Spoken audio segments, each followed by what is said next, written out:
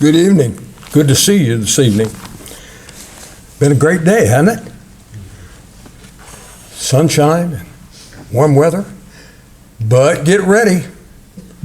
Give us another month and we are going to see things change. And are you ready for snow? I'm not. But that's just the way things are. As I mentioned last week, there are many stories in the Gospels offered by Jesus that I'm not confident that they're parables. I use a New King James. I don't know about your version. But chapter 16, verses 1 through 13, is labeled in my Bible a parable. I'm not sure that it's a parable. Jesus was a master storyteller. And there are several occasions in the Gospels that Jesus tells a story. And it's a story of something that actually happened. Evidently, he had witnessed this happening. And now he is telling the story. It's also significant that he's telling this story to the disciples. In chapter 15, Luke begins that chapter as Jesus talks to the tax collectors and the sinners. Now he's calling the disciples together. By this time in the ministry of Jesus, Jesus had already selected the apostles. So often when he talks about the disciples from this point on, he has in mind the 12. And that raises a question. Why did the disciples need this message? And what was Jesus really telling his disciples? It is important that we not only read this story, but we attempt to understand the message that Jesus has in mind. The first 8 verses create little question.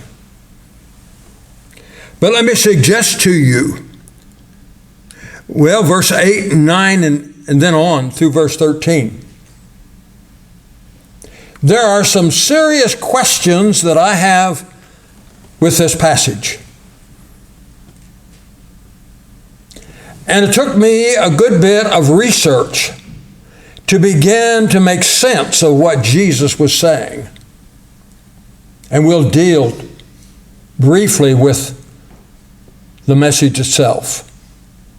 What I try to do in every parable or every story that Jesus tells, I try to determine the main message. I believe that Jesus has something in mind in every parable and every story. And I think it's important for us to determine what that message really is and how it applies to us today. So I do not believe that this story was a message only to the disciples. I believe there's a message there for us today. And to not understand the message is serious. So we're going to try to our very, very best to just uncover the message and briefly be able to understand what Jesus had in mind. He talks about a rich man. He has talked about a rich man at least 3 times in the Gospels. There was a young rich ruler that came to Jesus, asking Jesus what he must do to inherit eternal life. Since he lived under the Ten Commandment law, Jesus said he had to keep the commandments. He said, I've done all that all my life. What do I lack yet? Jesus said, then sell all that you have, give the poor, and come and follow me. And of course, the young man walked away because he had a lot of riches. Later on, Jesus is going to tell the story of a rich man, a farmer, and his crops brought forth an abundant harvest. He didn't know what to do with all the produce that he had gleaned. And so this is what I'm going to do. I'm going to tear down my barns and I'm going to build greater. I'm going to say to my soul, soul, you have many goods laid up for the future. Take it easy. Live it up. Enjoy life. Jesus says you're a fool because you're going to die tonight. Who's going to enjoy all this that you work so hard to obtain? Then a little later, here in Luke 16, beginning in verse 19, Jesus is going to talk about another rich man that fared sumptuously every day. He had a beggar laid at his gate full of sores. And Lazarus was his name. Desiring to be fed from the crumbs that fell from the rich man's table. Both men died. The rich man was buried. Evidently had a lavish funeral. The beggar didn't have a funeral, but the angels carried him into Abraham's bosom.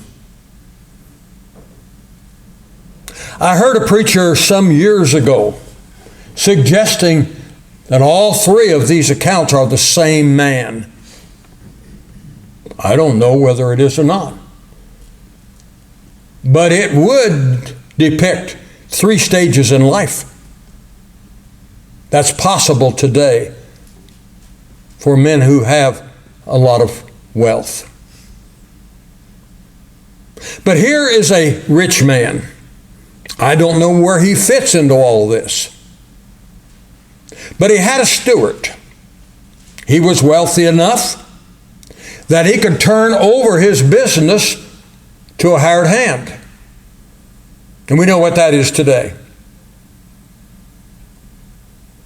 And he heard a rumor. It was reported to him by somebody, and we don't know who, that this man was wasting his master's money. How he was wasting it, we don't know. All we know is that the master heard that he was wasting his money, and it doesn't appear that the master performed much of an investigation. Based upon what he heard, he called the steward and asked the steward to give an account of what he was doing. Nothing is said about the examination. Only the fact that the steward knew that he was about to be fired.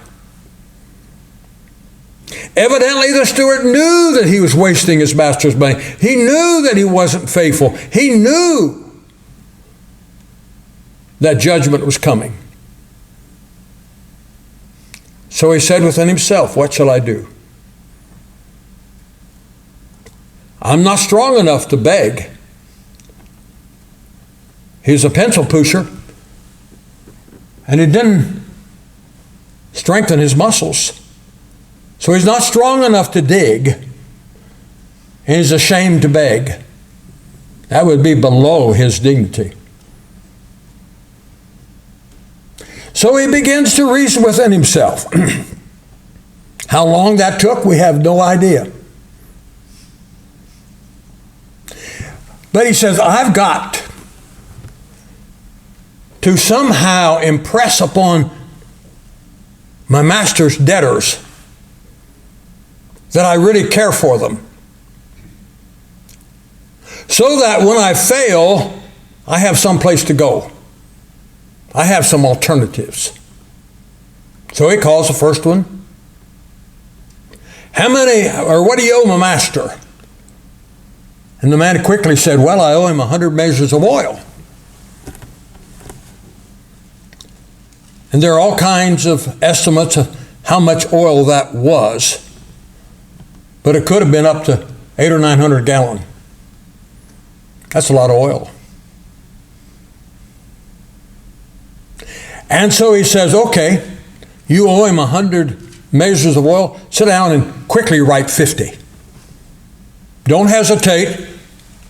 Don't play games. Just sit down very quickly and write 50. Pay for 50 measures of oil. I don't know how, if you were that master, you would view that arrangement. Then he went to the second one. He said, how much do you owe masters? And the man said, I owe him 100 measures of wheat. He says, sit down and write 80. And both of them agreed, and they did that. Now, we could spend some time talking about the differences between 50 and 80, but I don't think that's the point. The steward compromised the debt. And it's interesting, the master's response. Verse 8 said, the master commended the unjust steward because he had dwelt shrewdly. Now, what does that mean? Have you ever seen a shrewd businessman? The definition could be wisely. But let me suggest to you that it may be more than that. This steward had in mind compromise. This steward had in mind his own welfare. It doesn't appear that he had the welfare of his masters in mind. It was his own welfare. So he compromises. I wonder how he felt about that. I wonder how we would feel about that. And it's very strange that his master is going to commend him. Let's continue to read. So the master commended the unjust steward because he had dwelt shrewdly. Now notice this. For the sons of this world, now remember, these are the words of Jesus. If you've got a red letter Bible, this is all in red. So these are the statements of Jesus himself. And this is what Jesus is saying. For the sons of this world are more shrewd in their generation than the sons of light. Is that a compliment? Or is Jesus, in a tongue-in-cheek, condemning the disciples because they are not shrewd in their dealings with? I'm not sure. I have seen people of this world, business people, that have labored day and night to promote their business. A salesman may attempt to sell his product and fail. But the next day he's right back at it. He's not discouraged. He's not defeated. But he's right back at it, and in the end he wins. Because he's so insistent on succeeding in his business. The story is told that our parents, if they start a business, will labor endlessly till that business succeeds.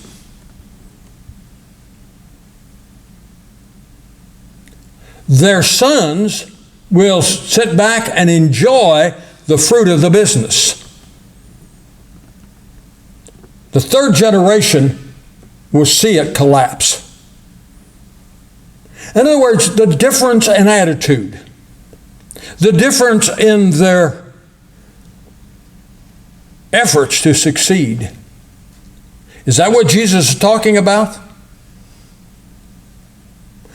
Is the people of the world more successful because of their labor, because of their efforts that they put forth to succeed? I'm not sure. But I'm confident that Jesus is not commending the disciples.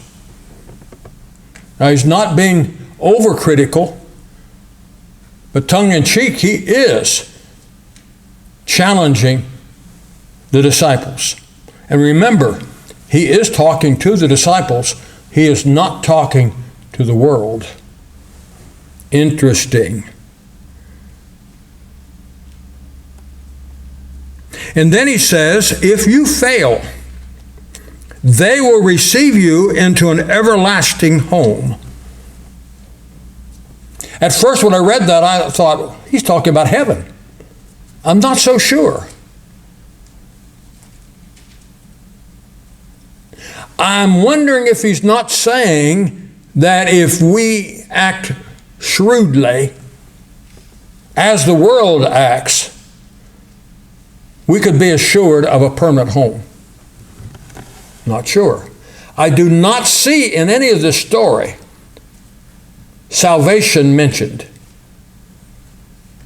Though maybe behind the scene, Jesus may have something in mind concerning our salvation.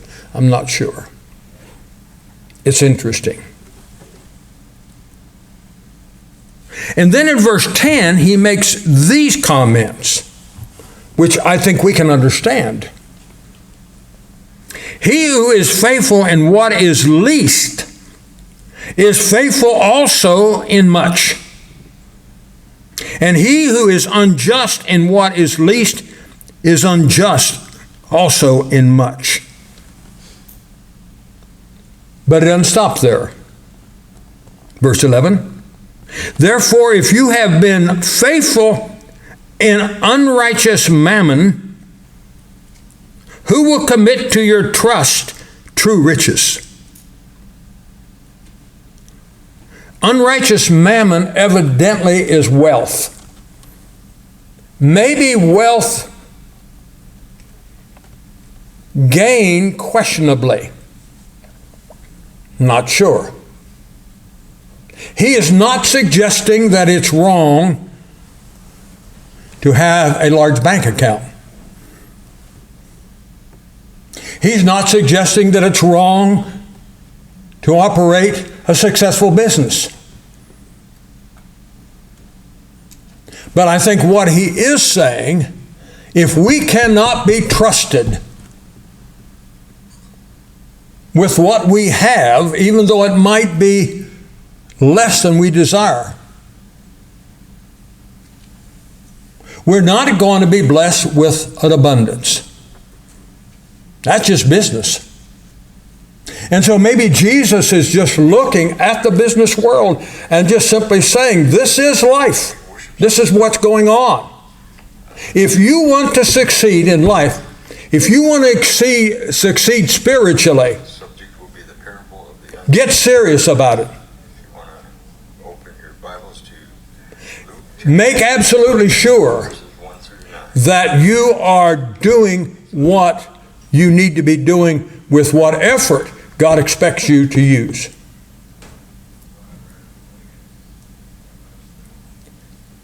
He who is unfaithful in the least, not going to be any different if you give him much.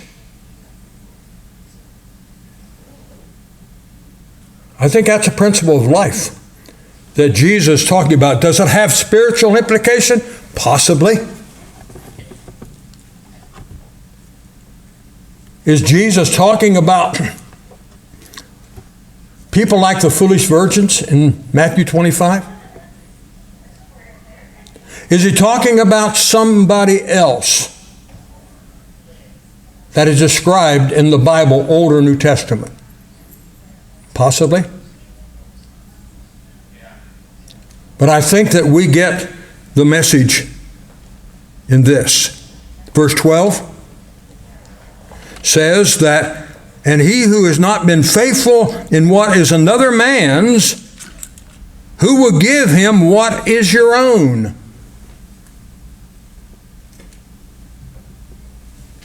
Interesting.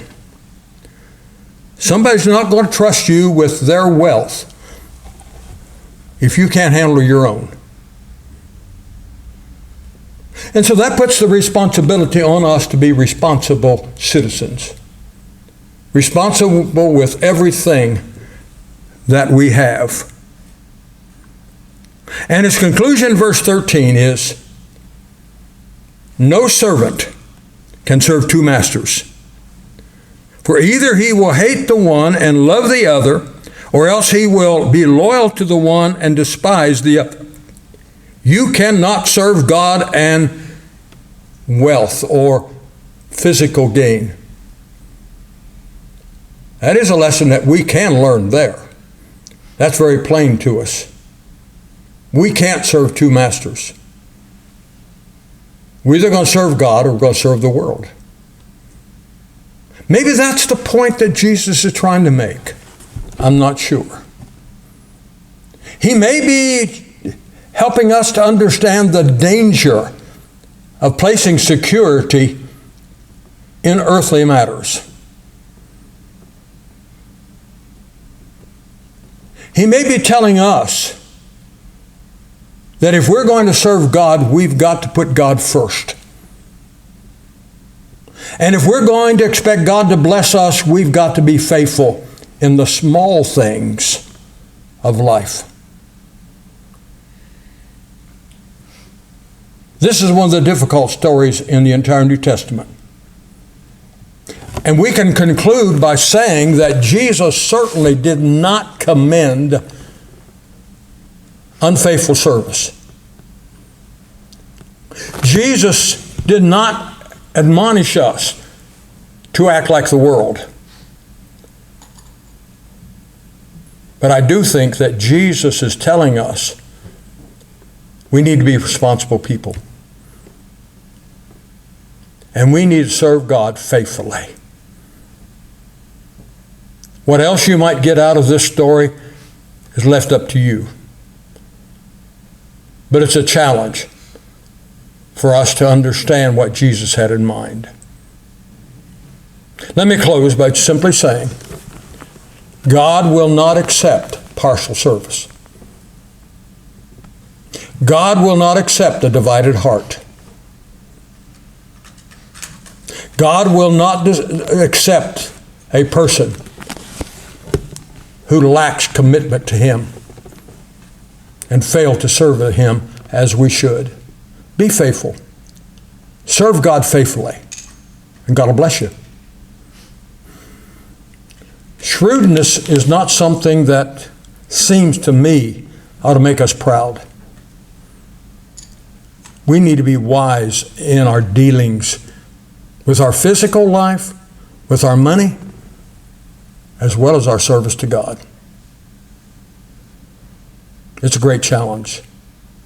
So I close by saying, if you are here and you need to respond to the invitation is open to you as we stand and sing.